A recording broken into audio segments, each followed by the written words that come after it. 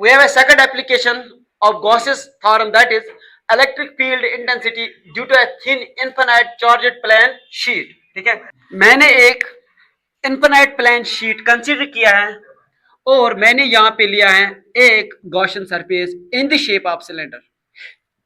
ठीक है, this plane sheet will be perpendicular to a blackboard और whiteboard. ठीक है, यहां से होते हैं परपेंडिकुलर.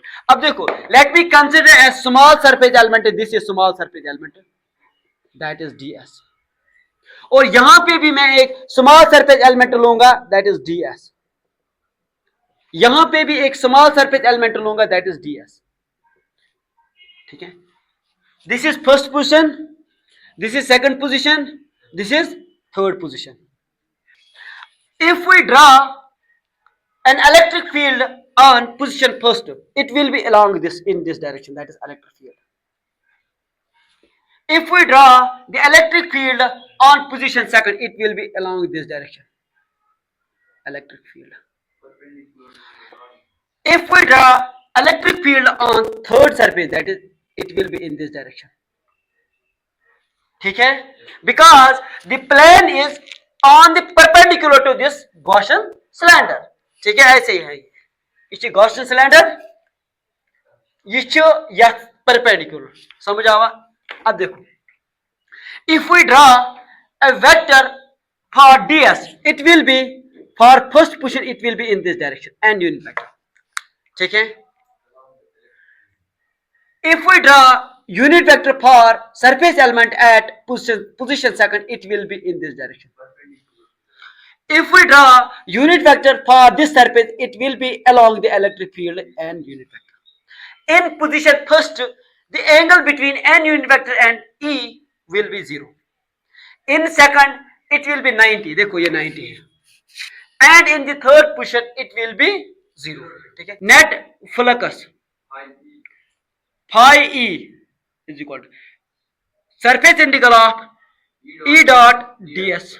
ठीक है, दैट इज, अब देखो, जो ये नेट फ्लक्स हमें निकालना है, किसका नेट फ्लक्स निकालना है? इन्फिनाइट चार्ज शीट का.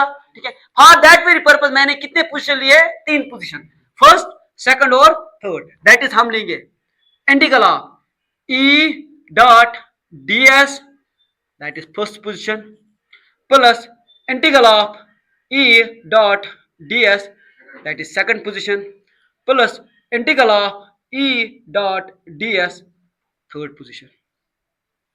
In first position, the theta is 0, and for second position theta is 90 degree, or for third position theta is 0 degree. That is phi e is equal to integral of e dot ds. यहां पे मैंने closed integral लिया है, लेकिन यहां पे मैंने closed integral नहीं लिया है. द रीजन इज, इसको मैंने डिवाइड किया है अलग अलग पार्ट्स में, इसलिए मैंने यहां पे क्लोज्ड इंटीग्रल नहीं लिया है.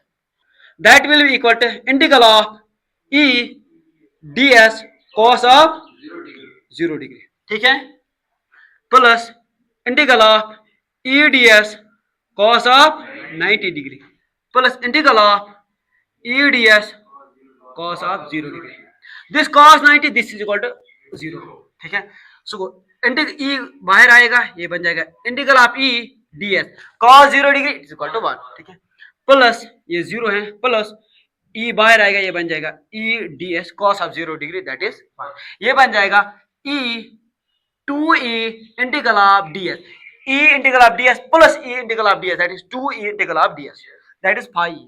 ठीक है, अब देखो, ये है ds. What is ds? It is the small surface element. ठीक है, मैं क्या कंसीडर करूंगा? That is d phi e is equal to 2e into ds means small surface. जब इसकी इंटीग्रेशन करेंगे, ये बन जाएगा area, full area. We know that phi e किसके बराबर है? We know that it is equal to, according to Gauss theorem, it is equal to q upon epsilon naught. ठीक है, हम ऐसे लिख सकते हैं e is equal to q upon epsilon naught, ये 2a यहां ये बन जाएगा मल्टीपल में 2a. We know that q अपॉन a किसके बराबर है? Sigma, which implies that e is equal to sigma upon 2 epsilon naught. This is the required electric field due to infinite plane sheet.